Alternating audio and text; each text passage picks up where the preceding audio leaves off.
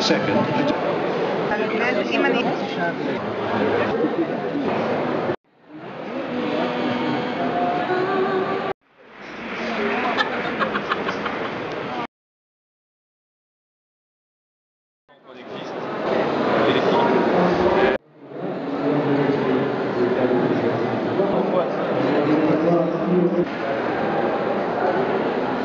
Bonjour, bienvenue ici à Marseille au Forum mondial de l'eau sur le stand de Solidarité Internationale. Alors nous avons voulu représenter ici une station de potabilisation, de fourniture d'eau en urgence. Donc on va se rapprocher un petit peu. Donc l'eau en urgence c'est quoi? C'est une source d'eau brute qu'on va vouloir distribuer, et pour pouvoir la distribuer on va la purifier, c'est-à-dire sur le terrain la chlorer, et parfois avant de pouvoir chlorer une eau brute, on devra la sédimenter, c'est-à-dire enlever la turbidité de l'eau brute, c'est-à-dire eau de rivière, lac ou autre. Donc on utilise pour ça ce genre d'objet qu'on appelle un tank oignon, tout simplement parce que lorsqu'il est plein il ressemble à un bulbe d'oignon. Donc on introduit l'eau brute, l'eau de surface, rivière ou autre, qui peut être plus ou moins turbide c'est-à-dire marron, hein. On ajoute différents produits qui permettent une sédimentation. Une fois que l'eau est sédimentée, c'est-à-dire que la partie solide s'est déposée tout au fond, on passe l'eau dans un tank souple, qu'on appelle bladder en anglais. Une fois l'eau dans ce plastique, on peut y ajouter une solution chlorée qui va garantir la potabilité de l'eau. Et pour finir le système, l'eau sortira de ce bladder et arrivera à ce robinet qu'on appelle banque de distribution. Alors attends, voilà. For the wake, I mean, this is the wake-up solution, as they say, the forum, the sixth World Water Forum, and we really expect this forum to bring forward innovative solutions for access to water. On va monter sur l'estrade, on va monter ensemble sur l'estrade. Je passerai devant, on va porter des pétitions. On les posera par terre, on les mettra sur la table. Il me semble que sur la table, ça serait mieux que les gens voient de loin. Mais il y a des ministres peut-être installés, ou alors on va nous dire quelque part. Le ministre va nous accueillir. Le ministre, est-ce qu'il serait face à la salle? Pour faciliter la circulation dans cette salle, je demanderai au rapporteur des 12 tables rondes ministérielles qui ont été organisées ce matin de prendre place au premier rang. Au nom du gouvernement français, permettez-moi de vous faire part de ma satisfaction cet après-midi d'ouvrir cette session plénière. Et à vous toutes qui vous êtes déplacés en très grand nombre de toutes les régions du monde pour y participer. Ce forum marque le temps des solutions. Il convient de prendre ses responsabilités afin de nous engager à aller de l'avant avec la conscience aiguë de l'urgence à agir. Le directeur général. Monsieur le ministre, Mesdames et Messieurs les ministres, les secrétaires d'État, les représentants de délégations ministérielles, Monsieur le Président du Conseil mondial de l'eau, chers amis de l'eau, chers amis de l'eau potable pour tous dans le monde, merci de nous accueillir aujourd'hui pour vous remettre la pétition de Solidarité Internationale. Notre pétition a été signée par 103 888 de nos concitoyens qui vous adressent un message avec des recommandations. Les Nations Unies viennent de déclarer que 89% de la population mondiale avait accès à l'eau potable. Nous pensons que ce n'est pas le cas. Nous pensons que ce n'est malheureusement pas le cas. Nous disons aujourd'hui qu'il y a probablement 3,5 milliards d'êtres humains qui n'ont pas accès à une eau potable selon les normes de l'OMS. 1,9 milliard qui boivent une eau dangereuse, 1,6 milliard qui boivent une eau douteuse. Nous sommes loin des objectifs du millénaire en matière de développement. Beaucoup a été fait, énormément reste à faire. Ces maladies hydriques que sont le choléra, la typhoïde, les hépatites et la diarrhée, les diarrhées, tuent chaque année 3 600 000 êtres humains. 7 personnes meurent chaque minute durant ce forum. Donc nous devons nous battre contre l'eau insalubre qui est cause majeure de mortalité. C'est une urgence, c'est une priorité. Si vous pouvez le bien avec votre accord, je souhaiterais marquer 5 secondes de silence pour toutes les victimes de l'eau insalubre qui meurent du choléra, de diarrhée, de typhoïde à travers le monde.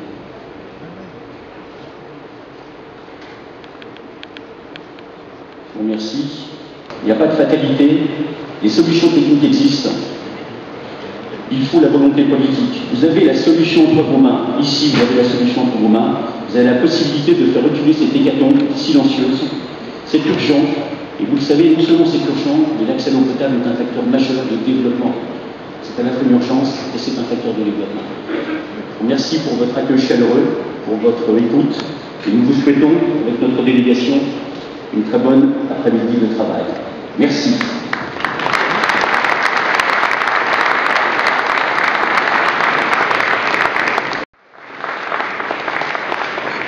Monsieur le directeur, chers amis, ce n'est pas tous les jours qu'effectivement on nous remet des pétitions signées à la fois par un aussi grand nombre de personnes et véhiculant un si bel idéal. Et donc je voudrais, au nom de tous les ministres de tous les États qui sont ici présents cet après-midi, du fond du cœur, vous remercier, ainsi que les 103 000 ou 104 000 personnes qui vous ont accompagné dans cette action visible, efficace, intelligente, de votre engagement pour cette grande et noble cause. Nous la recevons, cette pétition, comme un encouragement, comme une incitation à aller plus loin, à aller plus vite et à être encore plus conscients que nous le sommes à accélérer la cadence de telle sorte que l'accès à l'eau et à l'assainissement ce soit le plus rapidement possible quelque chose qui soit réglé. Eh bien, lorsque ce sera le cas, je pense qu'on pourra considérer que c'est une grande réussite et un beau travail collectif. Parce qu'il me semble que les grands mouvements de la société ne peuvent porter des plus beaux fruits que s'ils sont à la fois le résultat du travail de celles et ceux dont c'est la responsabilité, mais des habitants, du plus grand nombre possible d'habitants qui se mobilisent pour bien comprendre quelle est la réalité des problèmes qui se posent et que la résolution, elle ne vient pas toute seule. Elle vient par l'engagement de chacune et de chacun d'entre nous. C'est tout le symbole, monsieur le directeur général, que nous attachons à cette très belle démarche qu'avec ceux qui vous accompagnent, vous avez accompli, acceptez notre gratitude.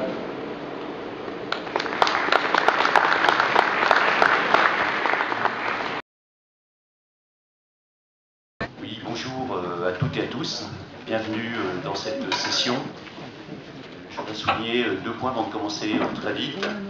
Le premier point, c'est que nous avons beaucoup œuvré avec Julien Hérard pour que cette session ait lieu. Je vais demander à Grégory de nous rejoindre, puisque nous allons d'abord, Grégory Bully, parce que nous allons d'abord présenter un film. Nous allons d'abord présenter un film parce que nous avons pensé que c'était la meilleure peut-être démonstration qu'on pouvait faire pour présenter cette problématique. Franck parlait de coordination dans l'urgence. Nous, on va parler là maintenant de coordination des acteurs dans le passage de l'urgence à la reconstruction vers le développement. Et puis, Grégory Bully, donc, qui est référent technique au assainissement sur l'aide internationale, puis Maurice Kioni, que je présenterai après le film un peu plus longuement, interviendront. Il vient de RDC, invité par le Forum et sur l'aide internationale. Nous sommes heureux d'accueillir. J'en dirai quelques mots plus tard. Donc nous allons voir maintenant ce film qui présente bien la question.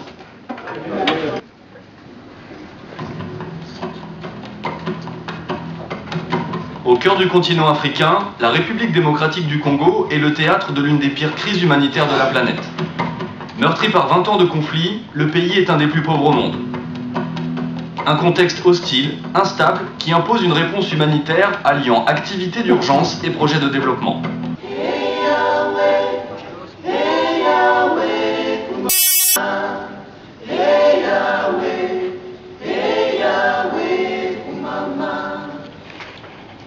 Ce que nous pourrions retenir.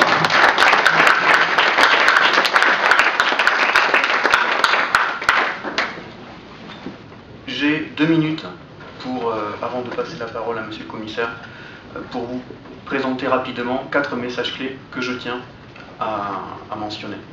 Tout d'abord, on parle beaucoup d'eau potable, on a aussi parlé un petit peu d'hygiène et d'assainissement dans ce film.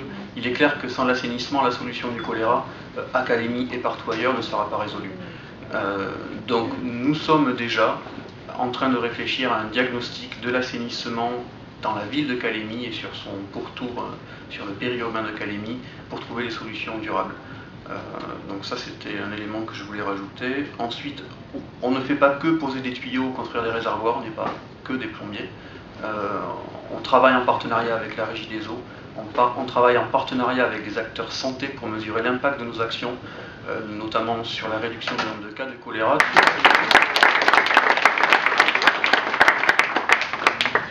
Je suis heureux de vous présenter Maurice Kemungoy, qui est le commissaire du district de Calémie, de la province du Katanga, en République démocratique du Congo.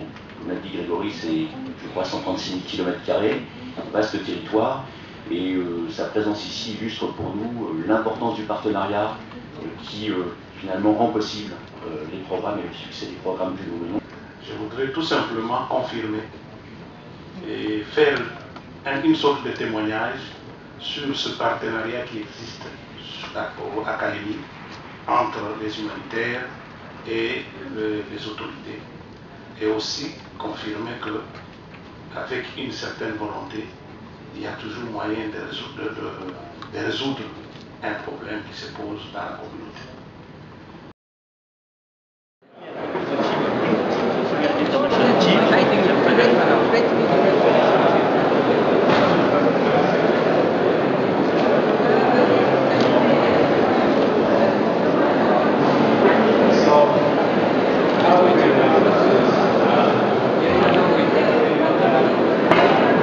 As you can see, we show common action.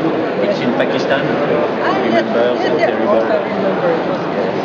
Elle est en charge de l'humanitaire, de la coopération et de la réponse aux catastrophes naturelles. Donc c'est ECHO. C'est elle la chef d'équipe dans le monde entier. Avec un budget de 1 milliard d'euros.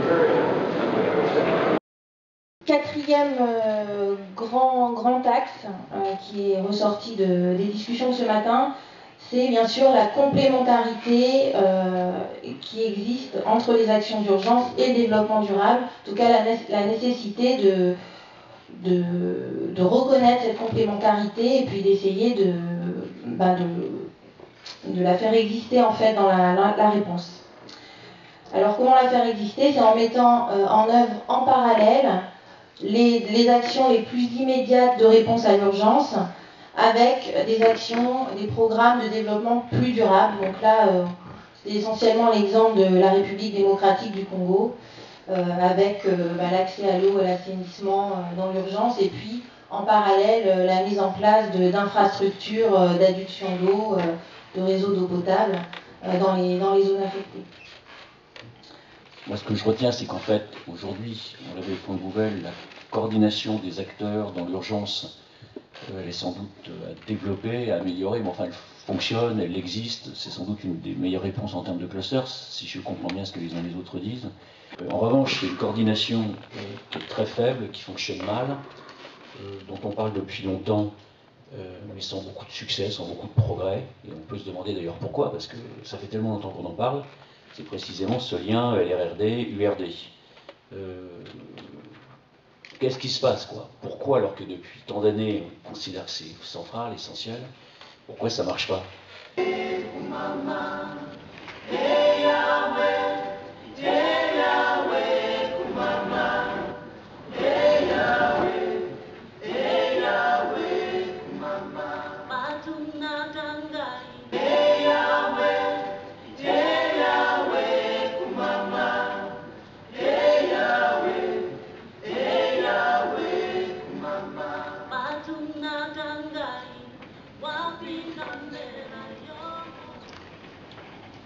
Ce que nous pourrions retenir